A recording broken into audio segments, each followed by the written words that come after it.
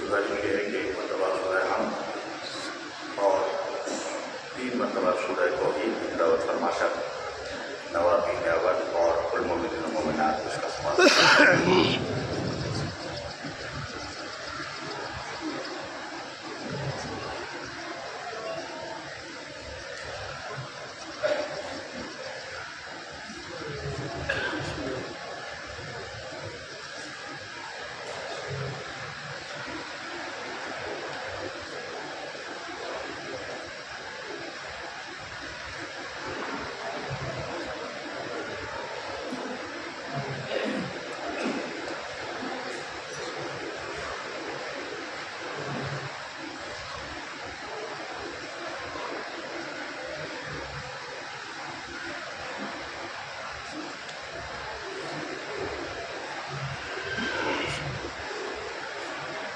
لا حول ولا قوة إلا بالله العلي العظيم.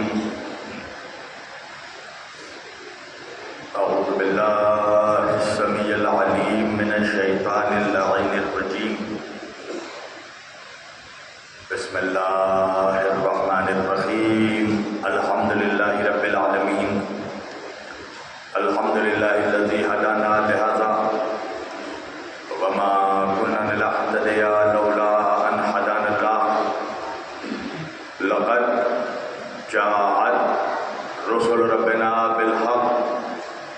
الصلاة والسلام والتحية والإكرام على أشرف الأنبياء والمرسلين خاتم النبيين طه وياسين شفيع المذنبين إمام الحرمين والقبلتين وسيلتنا في الدارين صاحب کعبہ و قوسین جد الحسن والحسین محبوب رب المشرقین و رب المغربین مولانا و مولا الثقلین سیدنا و نبینا و شفیعنا و طبیبنا و حبیبنا و کریمنا و امامنا و ملجانا و مغیثنا و اولنا و اوسطنا و آخرنا و کلنا حضور جناب ابو القاسم احمد مجتبی محمد مصطفیٰ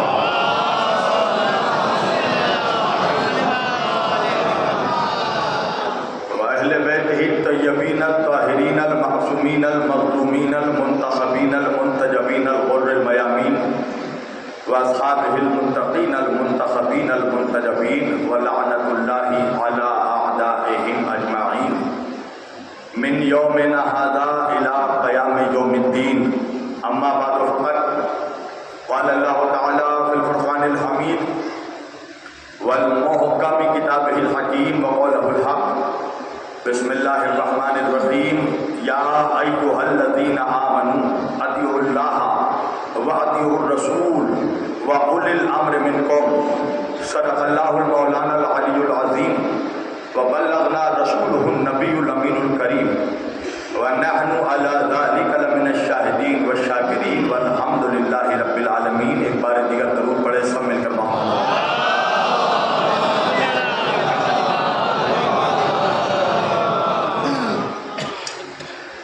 عزیزان گرامی قدر، برادران ملت اسلامیہ، بندگان توحید و عاشقان رسول علیہ رسول، گدایان دربار حضور، مولا آپ سبوں کے جذبہ ایمانی کو زندہ و سلامت رکھے. ایک خصوصی اعلان یہ ہے کہ آج اور کل امام زمانہ ٹرسٹ کی طرف سے اس کے رضاکاران باہر آپ لوگوں کے تعاون کے منتظر رہیں گے انشاءاللہ. مومنین سے گزارش ہے کہ زیادہ سے زیادہ اس ٹرسٹ میں اپنا تعاون کریں کہ ٹرسٹ زیادہ سے زیادہ خدمت دین اور خدمت دے سکے۔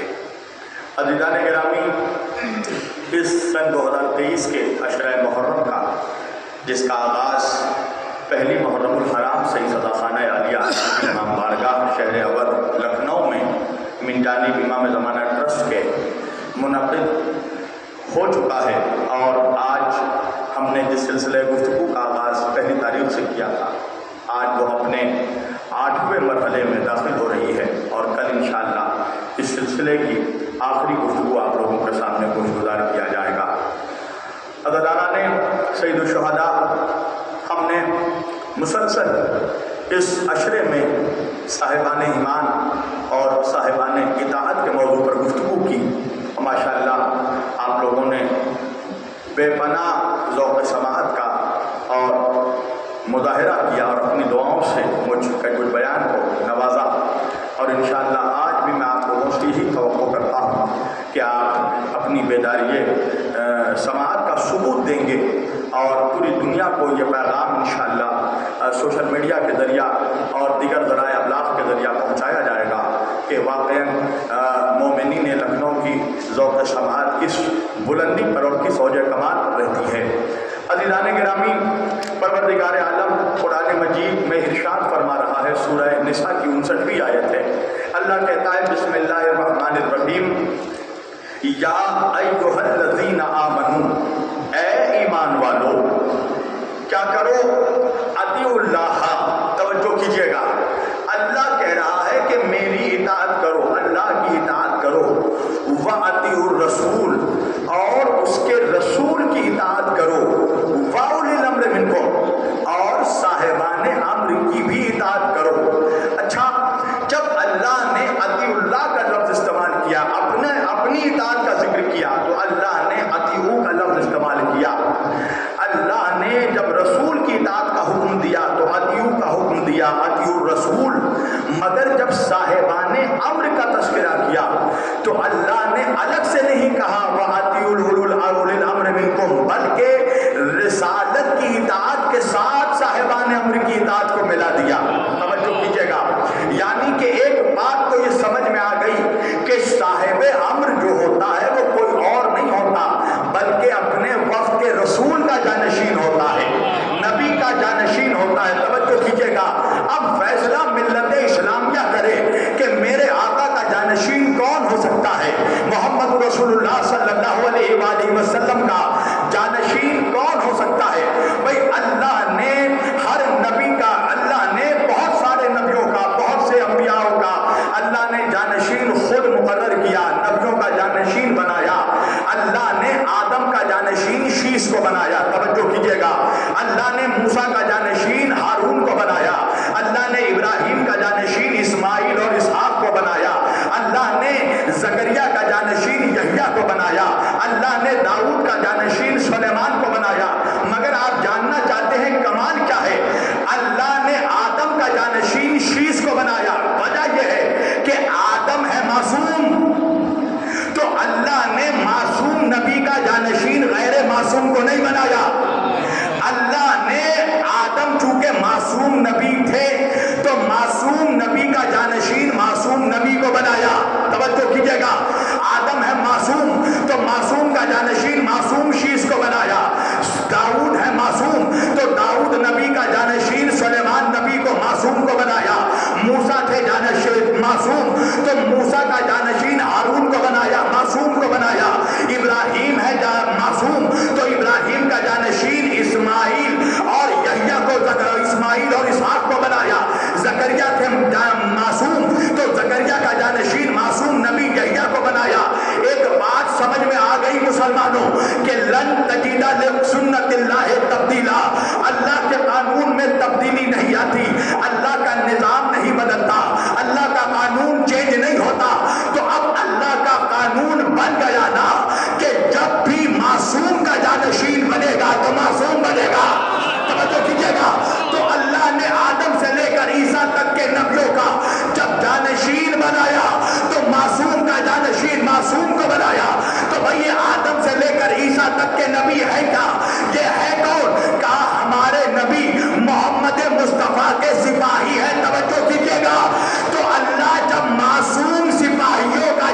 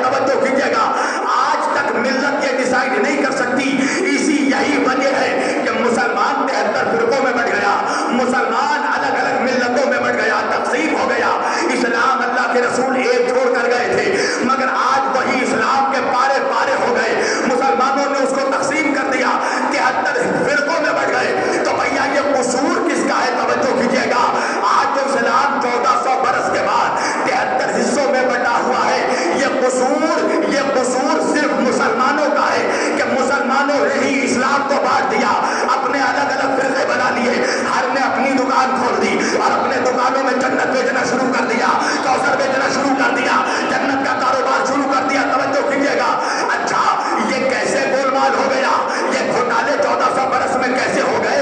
مسلمانوں میں اتنا چینجز کیسے آ گیا؟ اتنی تبدیلی کیسے آ گئی؟ نعوذ باللہ۔ تبدیلی کا امکان تو تب ممکن تھا، تفرقہ تو تب ممکن تھا جب اللہ میرے نبی کو دیتا کچھ اور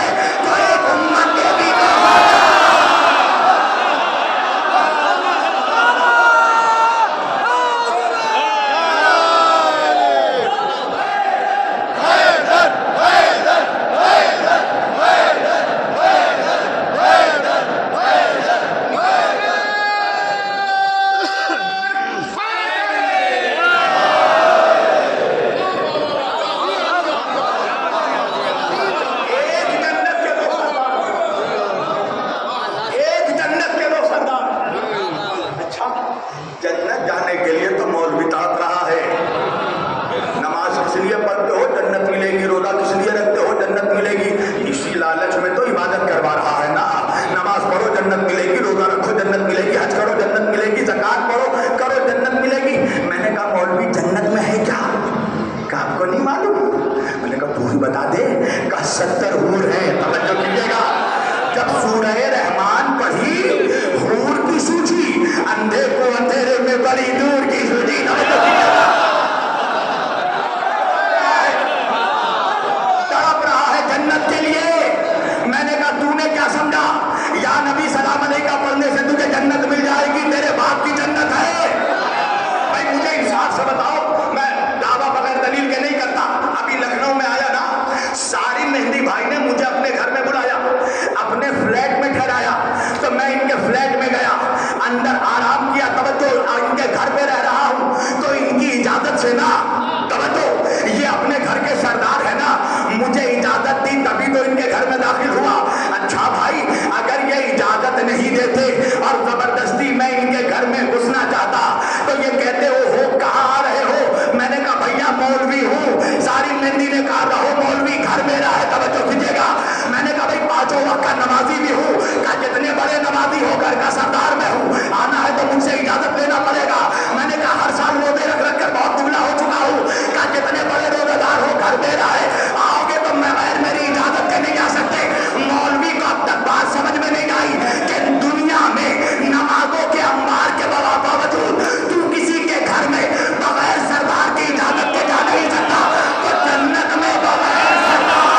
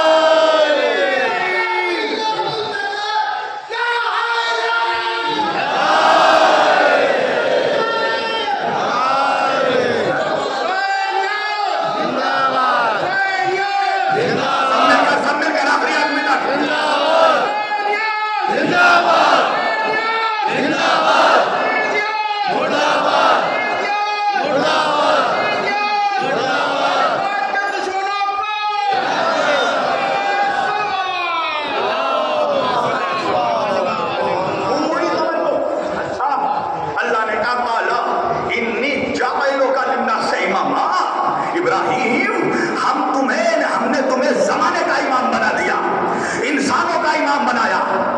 بہت خوش ہو گئے ابراہیم، بہت خوش ہوئے۔ آپ کہیں کہ آپ موجود تھے، آپ کو کیسے پتا خوش ہوئے؟ دلیل قرآن میں ہی موجود ہے۔ اگر ابراہیم خوش نہ ہوتے اس عہدے سے تو دعا کیوں کرتے؟ وقال من ذریتی، میری اولادوں کو بھی امامت دینا۔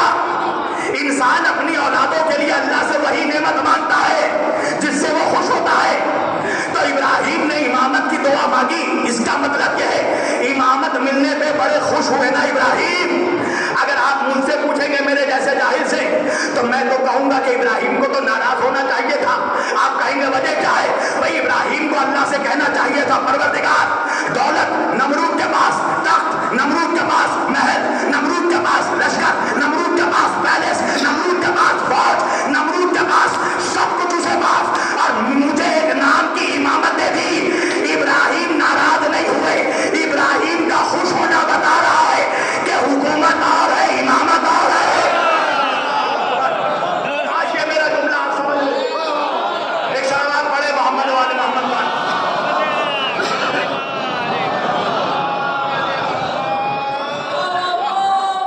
سب مل کر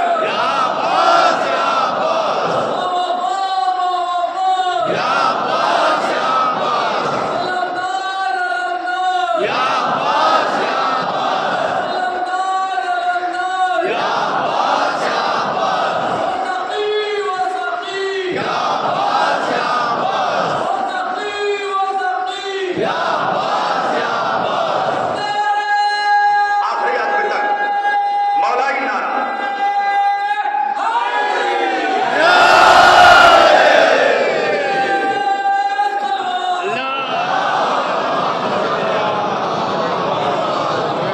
خوش ہو گئے ابراہیم اور دعا مانگی، وقال من ذریتی، اور دعا مانگ کے بتا دیا کہ اقتدار اور ہے۔ میں نے ایک بہت بڑا جواب دیا ہے، اگر راتوں میں بھی آپ تنہائی میں سوچیں گے تو بڑا لطف آئے گا۔ بہت بڑا جواب ہے یہ کہ اقتدار الگ ہے، امامت الگ ہے۔ اگر حکومت اور اقتدار کا نام امامت ہوتا تو اللہ ابراہیم کو نہیں داؤد اور سلیمان کو امامت دے دیتا۔ اللہ جانے مجمع کہا ہے بھائی انبیاء بہت گزرے، ایک کم 1,24,000، مگر امامت ابراہیم کو دی اللہ نے۔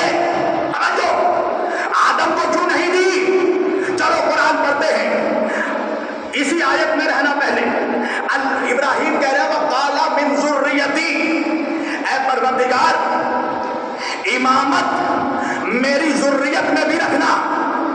جیسے ہی ابراہیم نے کہا اللہ نے پھر فوراً کہا کہ لا ینال عہد الظالمین، بے شک ابراہیم ٹھیک ہے مگر یہ عہدہ ظالموں تک نہیں پہنچے گا۔ توجہ، اللہ کہہ رہا ہے کہ عہدہ ظالموں تک نہیں پہنچے گا۔ ظلم الگ الگ قسم کے ہیں، توجہ کیجیے گا۔ ظلم جو ہے الگ، اچھا سنیے، شریعت میں بعض ایسے احکام ہیں، حکم ہیں جس کا حکم دو طرح کا ہے۔ ایک ہے حکم اولی اور دوسرا ہے حکم ثانوی۔ جملہ یاد رہے، عدل کی ضد ہے ظلم۔ جہاں عدل ہوگا وہ وہاں ظلم نہیں ہوگا، جہاں ظلم ہوگا وہاں عدل نہیں ہوگا۔ کیا مطلب؟ جملہ بدل کر کہہ دوں، جو عادل ہوگا وہ ظالم نہیں ہوگا، جو ظالم ہوگا وہ عادل نہیں ہوگا۔ توجہ، شریعت میں بہت سے ایسے حکم ہیں جس کے لیے دو طرح کے حکم ہیں، ایک حکم اولی، دوسرا حکم ثانوی، یعنی ایک پہلا حکم دوسرا حکم۔ میری طرف رہنا نوجوانوں، انشاءاللہ بہت خوبصورت نتیجہ آئے گا۔ دلیل علت توجہ پیش کرتا ہوں، مثلا شریعت کا پہلا حکم ہے روزہ رکھنا جائز ہے، روزہ رکھنا حلال ہے،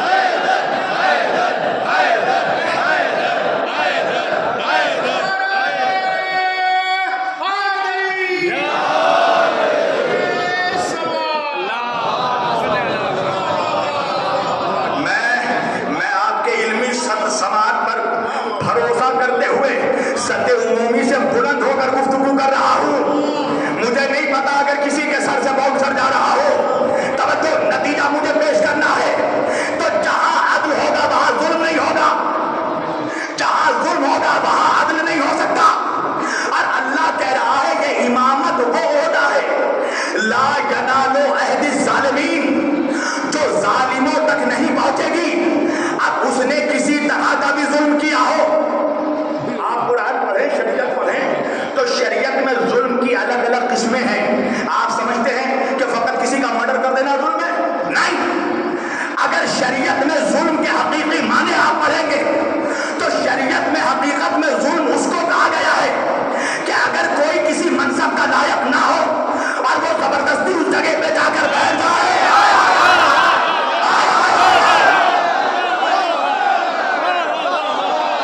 جو پہنچ گئے ان کو میرا سلام. یہ ظلم ہے کہ وہ جس منصب کا اہل نہ ہو اس جگہ پہ جا کے بیٹھ جائے. توجہ، ظلم کی الگ الگ قسمیں ہیں. بت پرستی بھی ایک قسم کا ہے. اللہ نے بت پرستی کو ظلم کہا ہے. اب بات سمجھ میں آئی کہ جب بتوں کو توڑنے کی بات آئی تھی تو نبی نے کسی اور کو کیوں نہیں لیا؟ فقط علی کو لے کر کیوں گئے؟ میں نے کہا یا رسول اللہ کسی اور سے بتوں کو توڑوا دیتے. کہا نہیں، اگر علی کے علاوہ کوئی اور بتوں کو توڑنے جاتا تو کعبے کے بت پرست کہتے آج انہی بتوں کو توڑنے آیا ہے، کل تک تیرے باپ دادا جس کو سجدہ کرتے تھے.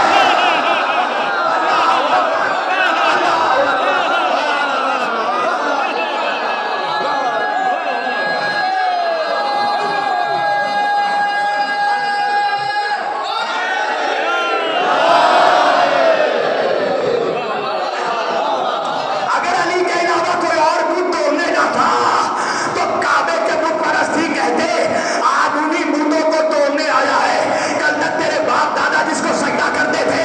مگر جب علی بتوں کو توڑنے گیا تو کہیں روایت میں نہیں ملتا کہ کسی بھی مکے کے بدتمیز جاہل بت پرست نے آگے بڑھ کے کہا ہو علی بتوں کو توڑنے کیوں نہیں آئے. تو سارے مکے کے بت پرستوں کی خاموشی یہ بتا رہی تھی کہ مکے والے جانتے تھے ہمارے باپ دادا اور ہے علی کا باپ.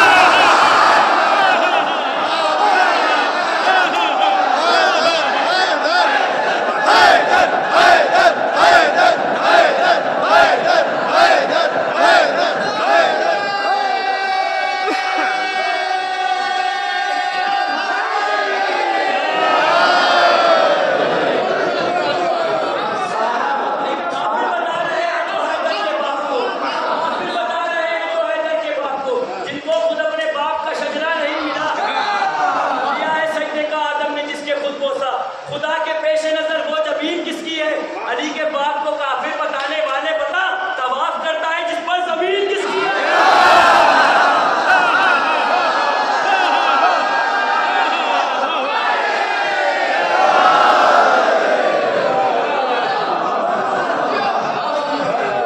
دیکھو میں تو یہ کہتا ہوں جوانوں یا تم مجھے چھیڑا مت کرو، اور چھیڑو گے تو پھر میں بھی نہیں چھوڑوں گا.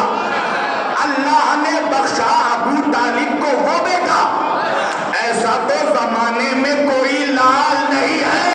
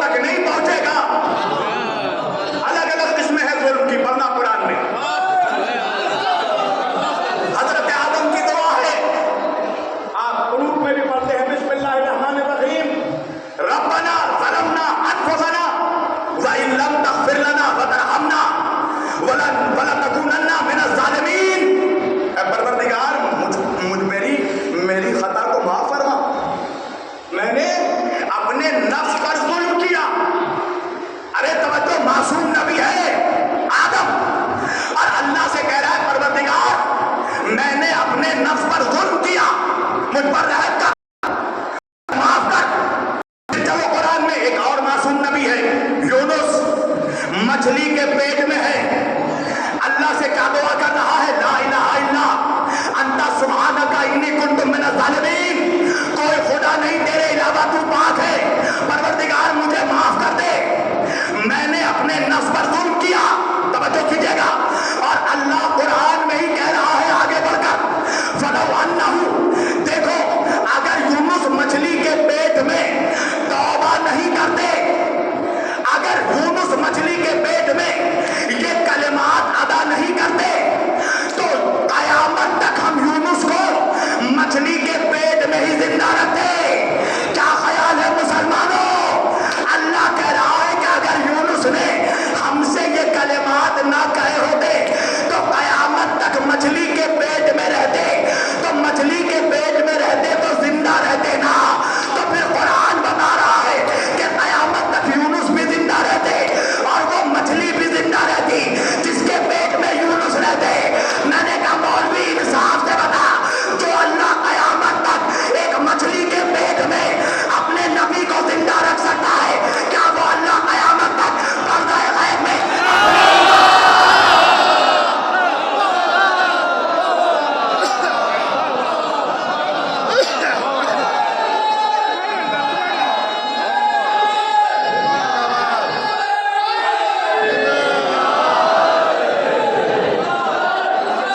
सब मिलकर आखिरी आदमी तक जिंदाबाद जिंदाबाद जिंदाबाद जिंदाबाद मुर्दाबाद मुर्दाबाद मुर्दाबाद।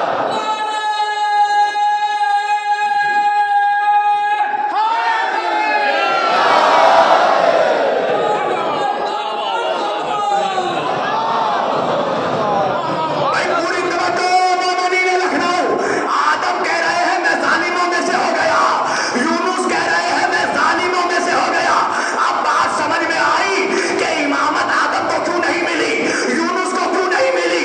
इसलिए कि अल्लाह कह रहा है ला यनालु अहदी ज़ालिमीन, ये इमामत का होगा जालिमों तक नहीं पहुंचेगा।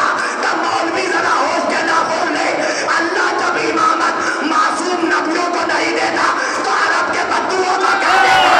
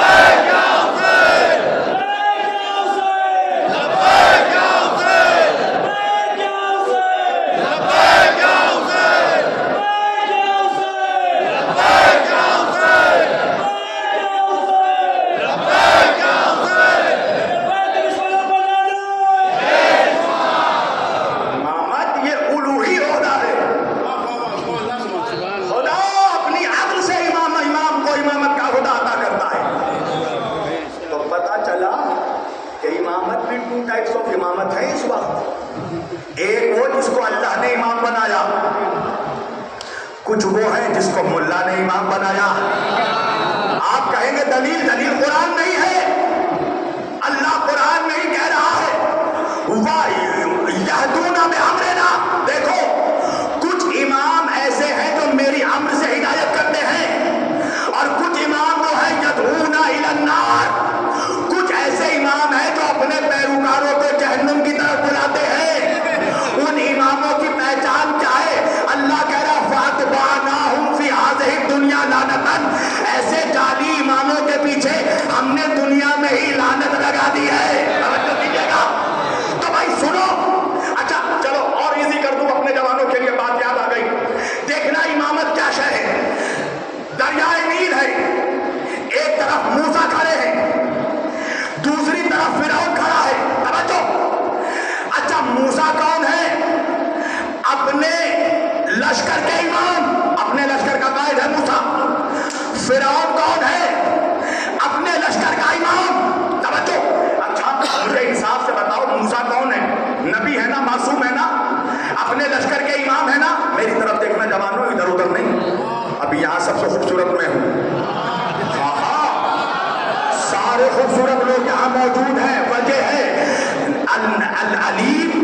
زردہ چہرے والوں کا امام نہیں ہے.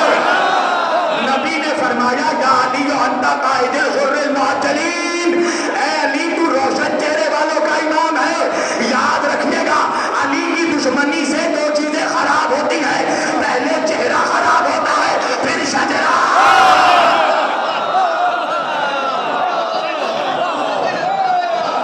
صلوات پڑھے محمد و آل محمد.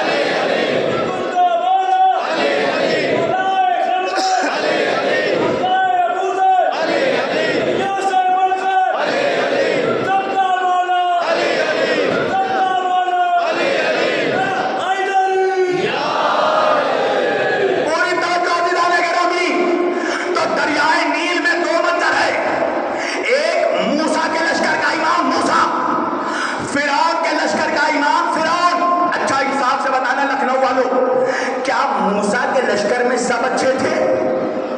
ہائے ہائے ہائے ہائے ہائے. کیا موسیٰ کے لشکر میں سب اچھے تھے؟ کہا نہیں، کچھ برے بھی تھے. دلیل، اگر برے نہ ہوتے تو بعد میں سونے کا بچڑا کس نے بنایا؟ سامری کس نے بنایا؟ پتہ کیا چلا؟ موسیٰ کے لشکر میں کچھ برے تھے. توجہ، موسیٰ امام اچھا ہے مگر اچھے امام کے لشکر میں کچھ برے بھی ہیں. فرعون امام برا ہے مگر کیا فرعون کے لشکر میں سب برے تھے؟ کہا نہیں، کچھ اچھے بھی ہوں گے. توجہ، تو موسیٰ کے لشکر فرعون کے لشکر میں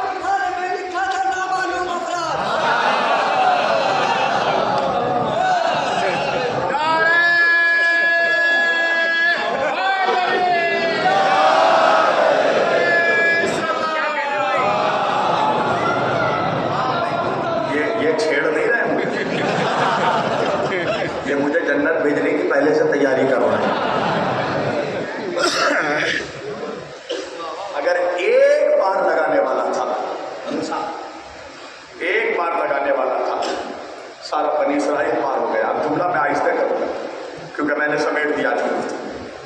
ایک بار لگانے والا اگر ہو تو پھر ان کے لشکر کا کوئی سپاہی نہیں ڈوبتا. تو مولوی تو سوچ, ہمارے تو 14 بار لگانے والے ہیں. جس کا ایک بار لگانے والا ہو وہ نہیں ڈوبتا, جس کے 14 بار لگانے والے ہیں. ہمارے بارے میں نہ سوچ, قسم خدا کی ہمارے اعمال میں کچھ بھی نہیں, تو یہ آزاداری ہماری نجات کے لیے کافی ہے, اس لیے کہ سیدہ نے وعدہ کیا. میرے لال, میں اس وقت تک جنت میں نہیں جاؤں گی جب تک تیرا ایک ایک عزادار جنت میں داخل نہ ہو. اللہ زہرا کا وعدہ ہے. عزادارو, ایک یہ اعلان سماعت کرنے بالخصوص کہ کل کی جو مجلس آپ اللہ سے گزارش ہے کہ آپ لوگ 1:30 بجے بالکل وقت مقررہ پر میری گزارش ہے تشریف لے آئیں, اس لیے کہ آپ جتنی جلدی آئیں گے مجلس اتنی جلدی شروع ہوگی. وجہ یہ ہے کہ کل مجھے اس مجلس کے بعد فوراً جانا ہے ایئرپورٹ. 5 بجے میری فلائٹ ہے اور مجھے انشاءاللہ 3:30 سے 4 بجے سے پہلے پہنچنا پڑے گا. اور مجھے کل اس پورے اشرے کا نچوڑ پیش کرنا ہے آپ حضرات کی خدمت میں, اس لیے میری گزارش ہے کہ آپ لوگ 1:30 بجے سے پہلے آ جائیں تو میں وقت سے پہلے انشاءاللہ ممبر پر بیٹھ جاؤں گا اور یہ موضوع تکمیل پہنچانے کی مکمل کرنے کی کوشش ہوگی. کل جمعہ بھی ہے, نماز جمعہ کے فوراً بعد آپ حضرات سے گزارش ہے کہ آپ لوگ عزا خانے میں تشریف لے آئیں. اور اس کے علاوہ یہی اعلان ہے کہ 1:30 بجے کل آپ لوگ عزا خانے میں تشریف لے آئیں, اور پیچھے امام زمانہ ٹرسٹ کے رضاکاران بیٹھے ہیں, جن حضرات کو تعاون کرنا ہے وہ جا کر وہاں پر تعاون کر سکتے ہیں. حقیقت تو یہ ہے عزاداروں کہ ہماری کیا حیثیت, ہماری کیا اوقات پہ ہم عزاداری برپا کریں. دنیا تو ہمیں مٹانے کو تیار ہے. آپ دیکھیے, قسم خدا کی 1400 برس آل محمد نے جو ظلم سہا وہ تو سہا ہے. ارے آل محمد کے ذکر کرنے والوں نے کبھی کوئی کم ظلم سہا ہے؟ ہم ذاکرین اہل بیت, آپ دیکھیے سوشل میڈیا اٹھائیے تو دونوں کوڑی کے لوگ ہمیں گالیاں دیتے ہیں, صرف اس لیے کہ ہم ذکر علی کرتے ہیں, صرف اس لیے کہ ہم ذکر حسین کرتے ہیں. اور ہم صبر اسی بات پر کرتے ہیں کہ جن کے باپ دادا مولا کو گالیاں دے سکتے ہیں, اگر آج ان کی اولادیں علی کے ذاکروں کو گالیاں دیں تو حیرت کی بات کیا ہے. آپ دیکھیے, اہل بیت کو تو تڑپایا گیا, کیا مومنین کے دل کو نہیں تڑپایا جاتا؟ یہ جانتے ہیں کہ یہ سال وہ سال ہے جب محرم کا آغاز ہوتا ہے, ہم غم حسین میں ہم مصروف ہو جاتے ہیں, جان بوجھ کر ہمیں مبارکبادی دی جاتی ہے, جان بوجھ کر ہمارے دلوں کو زخمی کیا جاتا ہے. حقیقت یہ ہے کہ یہ ہمارے دلوں کو نہیں, یہ آج تک سیدہ کے دل کو زخمی کر رہے ہیں. اور جس کی دلیل یہ ہے کہ دنیا کے چھوٹے سے چھوٹے پیر کی درگاہ چلے جاؤ تو اس کے درگاہ عالیشان پیمانے پر سجی ہوئی ہے, مگر زہرا کے قبر پر جاؤ تو ایک سایہ نہیں ہے قبر زہرا. آج بھی سیدہ کے دل کو تڑپایا جاتا ہے. عزادارو, ایک دعا فاطمہ نے مانگی تھی, بابا میرے حسین پر روئے گا, اور ایک دعا علی نے مانگی تھی اللہ سے, پروردگار مجھے ایک ایسا بیٹا عطا کر جو کربلا میرے حسین کی نصرت کرے. عالمدارو, مولا تمہارے ان ہاتھوں کو سلامت رکھے جن ہاتھوں سے تم علم ابو الفضل عباس کو اٹھاتے ہو. عباس ہمارا دھرم ہے. ایک عزادار جب بھی تڑپتا ہے تو یہ حقیقت ہے کہ اسے سب سے پہلے علم عباس کی یاد آتی ہے. کسی عزادار کے گھر میں جب مصیبت آتی ہے, میں اپنے گھر کی بات بتا رہا ہوں, جب بھی کوئی مشکل گھڑی آتی ہے تو میری والدہ پہلے عزا خانے کو کھول کر یہی دعا کرتی ہے, طوفان میں خطرناک بلاؤں سے بچانا, عباس علمدار تمہاری. کون عباس؟ حسین کا بھرم عباس, سکینہ کی آس عباس, زینب کی آس عباس. حسین کے فخر کا بھرم کا نام ہے عباس. عباس کے رہتے ہوئے کسی میں ہمت نہیں ہوئی کہ حسین کے سامنے آ کر کلام کر سکے یا حسین کی شان میں کوئی گستاخی کر سکے. عزادارو, 2 محرم کی تاریخ آئی, حسین کربلا پہنچے. ایک मरतबा घोड़ा आगे नहीं बढ़ा, अब्बास को बुलाया, भैया अब्बास, भाई जरा जाकर पता करो इस जगह का नाम क्या है। हाँ गादारो, अब्बास ने कहा आका कोई इसे अलकामा कहता है, कोई इसे नैनवा कहता है, का अब्बास मालूम करो कि और भी कोई नाम है, का आका इसको करबला भी कहते हैं। गादारो ये सुना, हुसैन ने जमीन अकबर के नाम पर खरीदी, हाँ खैमे लगाए गए। कुछ वक्त गुजरा, एक मर्तबा अब्बास ने दूर से एक मंजर देखा। क्या मंजर देखा? शहजादा अली अकबर कुछ लोगों से बहस कर रहा है। हाँ दादारो, अब्बास तेजी से आए। अब्बास ने अकबर को गले से लगाया, बेटा ये तेरे जवान नुमा चेहरे पर जलाल कैसा? अकबर ने कहा अम्मू जान, ये लोग मेरे बाबा के खैमों को हटाने के लिए आए हैं। अब्बास ने इतना सुना ना, अजादारो एक मर्तबा अकबर के सीने में हाथ रखा, कहा अकबर पीछे हटो, अभी अब्बास के बाजू जरा हो गए।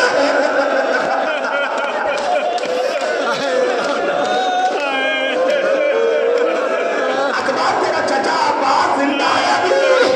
ये कहकर एक मर्तबा अब्बास ने नियाम में हाथ रखा, किसमें हिम्मत है जो अब्बास के रहते हुए मेरे आका के खैमों को हटा दे।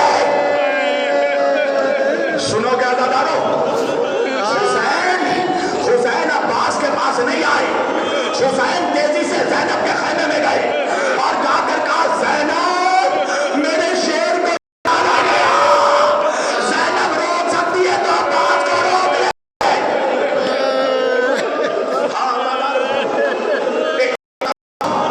ज़ैनब ने कहा भैया आप खुद क्यों नहीं रोकते अब्बास को? हुसैन ने कहा ज़ैनब अब मुझे अब्बास को रोकने में शर्म आती है, कहा अब्बास को रोको। हाँ दादारो, बस मैं बहुत आहिस्ते पढ़ रहा हूँ, ये दिन अब मसाइब के दिन है दादारो। एक मर्तबा ज़ैनब ने फिज़ा को भेजा, जाओ फिज़ा मेरे भाई को बुला कर लाओ। फिज़ा ने आवाज दी, अब्बास अली की बेटी तुझे बुला रही है। अब्बास ने जुमला सुना, एक मर्तबा तलवार से जमीन पर खत खींचा, का खबरदार जब तक मैं वापस ना आ जाऊं इस खत को पार ना करना। ये कहकर एक मर्तबा शहजादी के खैमे में आए, सलाम किया, भाई को बहन ने जवाब सलाम दिया। अब्बास एक मर्तबा दो जानू होकर अली की शहजादी के सामने बैठ गए। ज़ैनब अब्बास को अपना भाई नहीं बेटा मानती थी। एक मर्तबा सर सहलाया, कहा भैया मैंने सुना है तुझे जलाल आ गया। अब्बास ने कहा शहजादी ये यजीद के सिपाही मेरे आका के खैमे हटाने के लिए आए हैं, फिर मेरी जिंदगी का क्या फायदा? अजरुकुम मिनल्लाह, खुदा कोई गम न दे सिवाय गमे हुसैन के। अज़ादारो ज़ैनब ने सुना ना, एक मर्तबा अब्बास को कहा भैया अब्बास मैं ये चाहती हूँ कि तलवार तुम नियाम में रख दो। इतना सुनना था ना, जिस अब्बास ने कभी ज़ैनब को जवाब नहीं दिया। एक मर्तबा सर झुका कर कहा शहजादी इससे बेहतर तो ये होता कि आप कहती अब्बास अपना सर काट के मेरे घर अदादारो इतना सुनना था। ज़ैनब ने कहा अब्बास अगर मेरी बात नहीं मानोगे पता है क्या करूंगी? अब्बास ने कहा शहजादी क्या कीजिएगा? कहा अब्बास अपने सर से चादर हटा देंगे। ज़ैनब की ये बात सुनी, अब्बास ने तलवार दो टुकड़े किए, ज़ैनब के कदमों में डाला, तो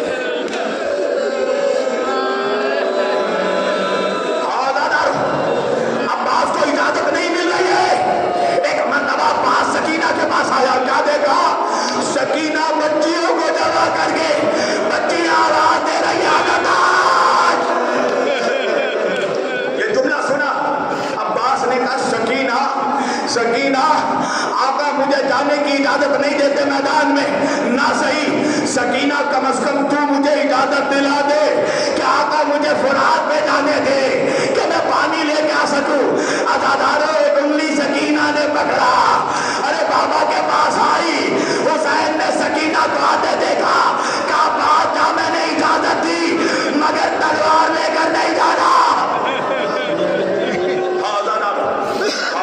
सुनो कयामत होने वाली है हुसैन ने एक मर्तबा अब्बास को गले से लगाया अब्बास को रुखसत किया मैं बहुत आहिस्ते बोल रहा हूं अब्बास फुरात के करीब जब जाने लगे ना तो शाह